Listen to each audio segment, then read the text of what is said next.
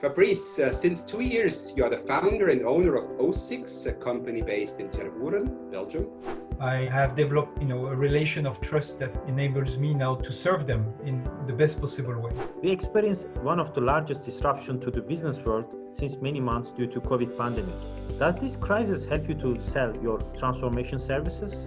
The key objective is that you drive health in an organization. Performance comes second. One of the topics is whether it makes sense to achieve excellence at all, or whether continuous improvement is the right way. Excellence is more of an ambition. It's the dream, it's the thing you want to reach. That sounds like a very successful strategy. Does it work? You've got to help your customer without asking anything in exchange. Wow, very powerful words and very close to common sense, Fabrice, as well.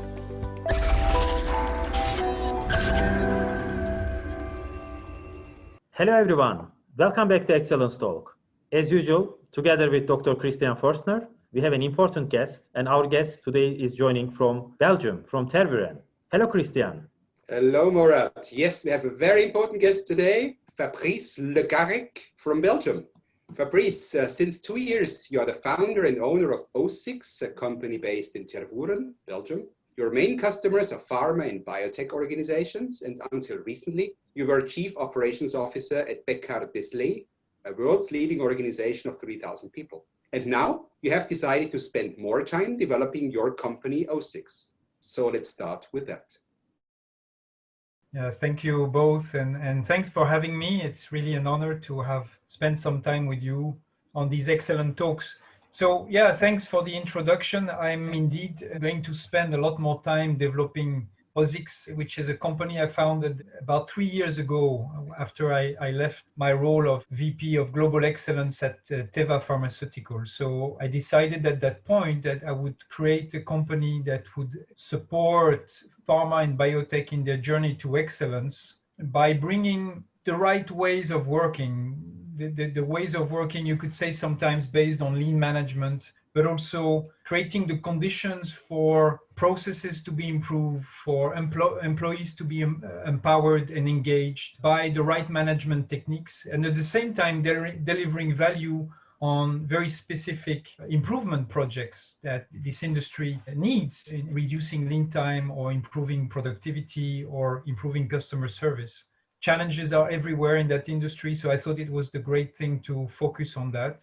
And I believe that with the connections I have in that industry, the hundreds of people and senior leaders that I've had the chance to meet during my career, I have developed a relation of trust that enables me now to serve them in the best possible way. Thank you very much, Fabrice. It's a pleasure to have you in Excellence Talk. So I have the first question to you. The name of your company translates into Organization Sana in Corporation Sano, and is obviously related to mens sano in corpore sano, which means a healthy mind in a healthy body. Can you please tell us more? Sure. You know me, I don't do things by pure luck, yeah? So this was thought through as I was looking for a name, an engaging name for a company. I realized if I want to serve pharma, I may as well have a name which is a bit intriguing. And I thought, okay, why not get inspiration from this famous Latin quote? A lot of scientific names are Latin based. And I thought this one was extremely interesting because by changing 2 words, I could actually have the same impact. What I truly believe is that for an organization, the key objective is that you drive health in an organization. Performance comes second. And I repeat this, performance comes second. If you don't have the right development of the health of your organization, by health, I mean the way people work with each other, the way problems are solved together, the way communication is done, the way leaders are serving the organization. This is health. If you don't have that, performance is an illusion. It is something that can happen, but will not be sustained. And if you want to sustain performance through innovation, through engagement, through productivity, you've got to work on health. So I said, this is it. I've got to work on driving healthy organization so that the corporation, the combination of these groups, end up being performing as well and being also, at the end, driving towards excellence. That makes perfect sense, Fabrice, specifically in those times we have today. In your video message, you say as OSICS CEO that your mission is to rise pharma and biotech companies to excellence. Both of us have been involved in excellence for many years, so we know most of the discussions around that. One of the topics is whether it makes sense to achieve excellence at all, or whether continuous improvement is the right way. EFQM, for instance, one of these larger excellence organizations, has dropped the word excellence altogether. What is your opinion? We can have many, many long debates on that. The way I position it is that excellence is actually a place you will never get there, actually. It's not meant to be reached because there is always a new level. If you look at my ex-colleagues of Toyota and the journey these guys have done for the last 60, 70 years as they emerge out of the Second World War with, a disastrous organization, almost bankrupt, and what they've done with this organization and how they perform today financially, operationally, and they're still not there. You talk to them and they'll say, well, we're not excellent. We're far from this. And indeed, excellence is more of an ambition. It's the dream, it's the thing you want to reach. And I think continuous improvement, personally, I'm more of the opinion that continuous improvement, small steps of improvement is the way to drive towards excellence. So I wouldn't remove excellence because I think you've got to create that vision. You have to say to your employees, let's look at where we're going. We're going to drive to the next level of excellence. And when you get somewhere close, we're going to raise ourselves new challenges. And through these small steps of continuous improvements, I see many companies who come in and they have these huge programs and it's going to be revolution. And honestly, it doesn't work. It doesn't work. You may get somewhere by one or two, big initiatives that are revolutionary, but I do believe that continuous improvement and the mindset behind that, which is the engagement, the bottom-up engagement, is far more powerful than a couple of senior executives doing a top-down program who ends up being too hard for people to implement, right? So for me, continuous improvement is the way to drive towards excellence. Yeah.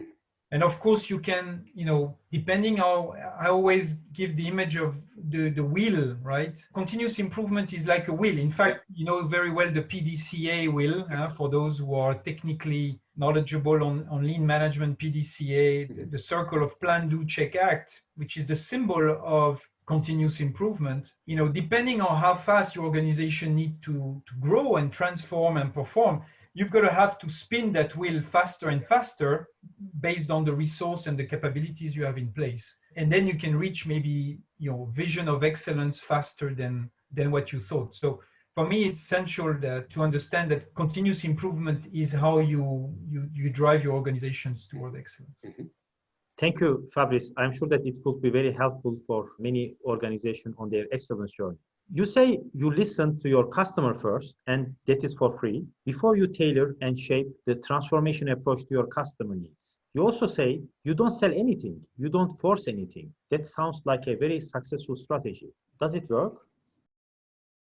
It's hard to say it works or it doesn't work. I mean, I take the principle that advising, which is what I do with OSICS, I advise, I consult, people call me for solving some of their biggest challenges, the ramp up of a new product, the ramp up of a new COVID-19 vaccine, right? How can you do that without the trust relationship? You've got to establish a trust relationship. And if I trust you, and I establish that long-term relationship with them, they know when to call me. They know I'm going to be there for them, and I'm going to do everything I can to solve their problem. Everything, day and night. That's the way I've always worked. And people who know me, they know that's my DNA, that I'm going to be serving them to the best of my abilities. So I don't really need to sell. When they have a problem, they know they can call, and I'm going to do things for free for them even. I'm not, so many times people have called me and said, well, do you know this profile of person? Can you? Yeah, of course I know. I call the guy, I get them connected, and, next thing I know, they hired him. And this guy makes wonder for them. And 2 years later, when they have a big issue or a big need for transformation, Mhm. who do you think they're going to call? Me. Why? Because I help them without asking anything at the right time. That's my philosophy. And it works. That works. You have to learn, and I believe I've learned this, that giving first is the most powerful thing you can ever do. As a manager, as a leader of an organization, you've got to help your customer without asking anything in exchange. You've got to invest in that relationship.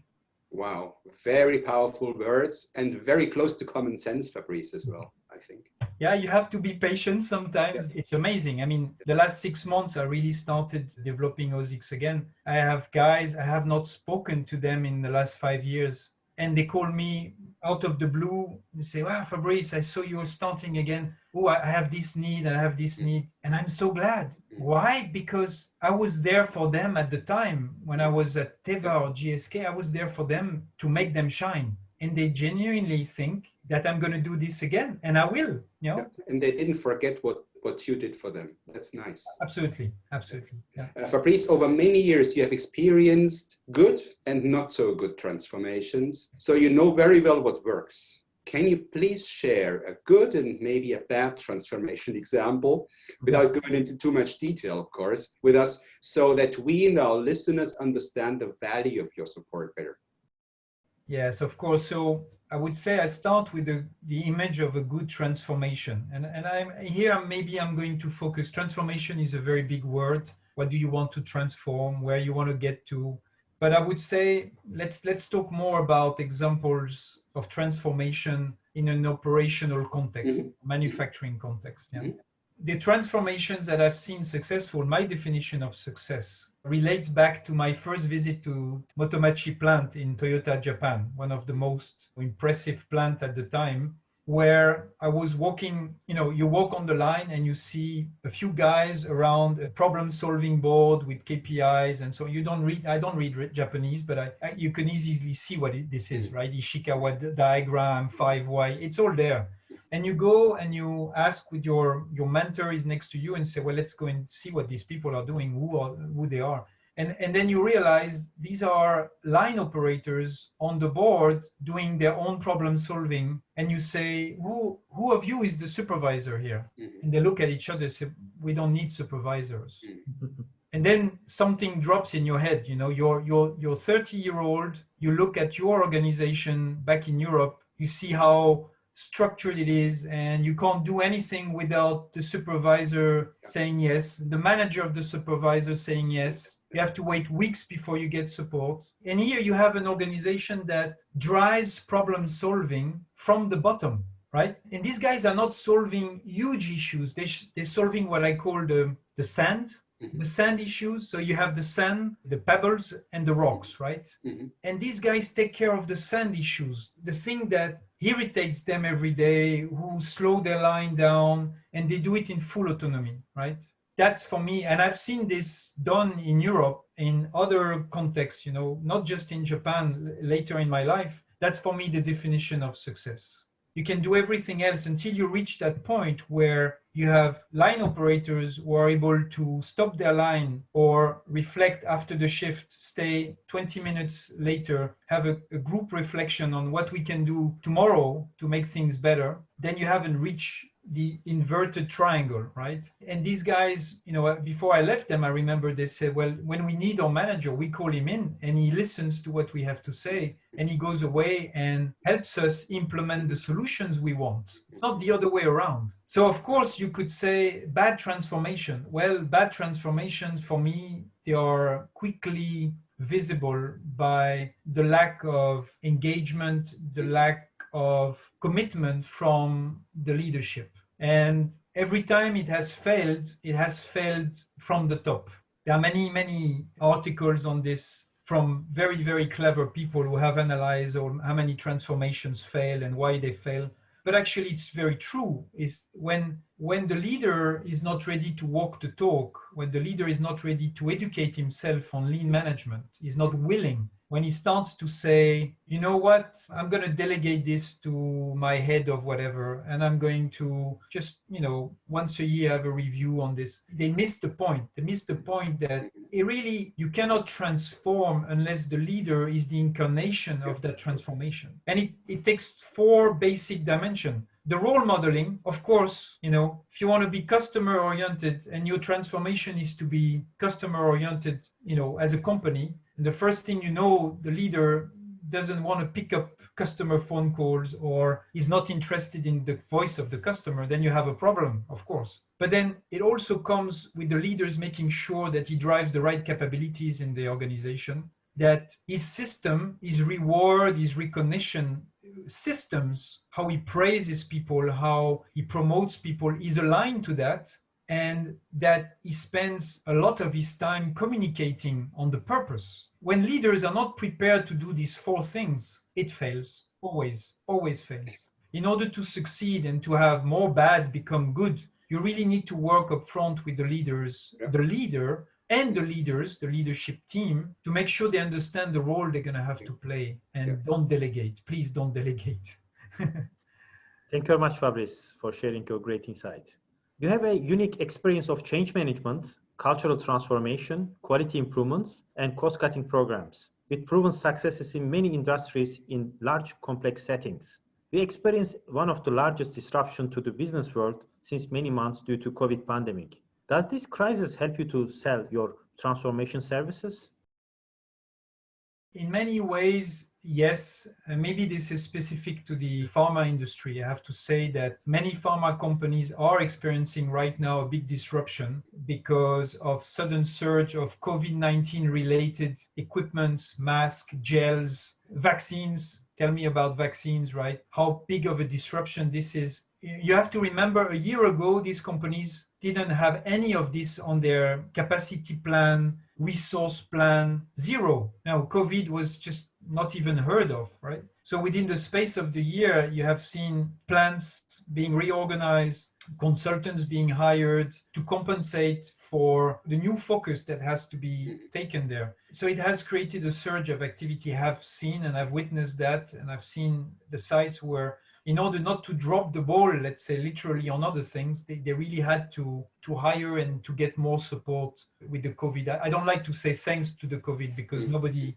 honestly, I'm personally so exhausted and tired mentally, emotionally about this, that we all want this to go away. But honestly, it has, for the people in the pharma industry, it has been a huge disruptor. And creating very large workload. So I have been lucky personally and with my company to see increased demand because of that.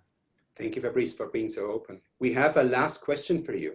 On your LinkedIn page, you say you're open to new work as a Chief Operating Officer, Vice President of Global Operations, or Director of Operational Excellence. And you are available immediately, full-time, remote, or part-time.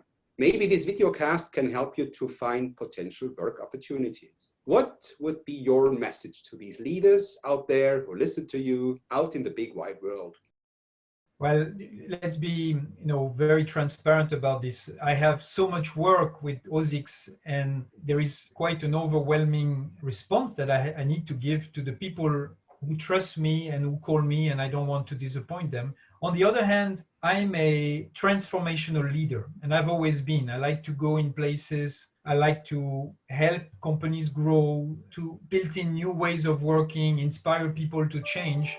When the right opportunity comes to take a biotech or a small pharma company as a CEO or a COO to the next stage, I may not close my eyes. I won't stop my OSICS activities. Maybe I need to hire a head of operations to run it with me, but I may be inspired by making a journey together with an organization who would need my skills and who would need to be taken to the next stage. With the leadership and the inspiration I can bring, I'm sure out there, there will be a knock on my door at some point. I'm not proactively looking at this stage because I'm quite busy, but I'm so passionate about this industry and the changes that are coming up. When you think about gene therapy, when you think about cell therapies and the potential it brings to humanity, if it's done in a safe way, and if it's, of course, it's going to be done in the safe way. But who cannot be passionate for that? And if the right opportunity is there, then I may just answer the call, right? Once again, thank you for being so open and honest with us, Fabrice. You're welcome. Really enjoyed the interview and I learned very much from you. Murat? Thank you very much. It was a pleasure to have you, Fabrice, in our Excellence Talk. We learned a lot, and I'm sure that it really helped our audience who are in the transformation processes for inspiration for change and also in continuous improvement and their excellence journey. Thank you very much again. Thank you for having me. It was a great pleasure. Thank you.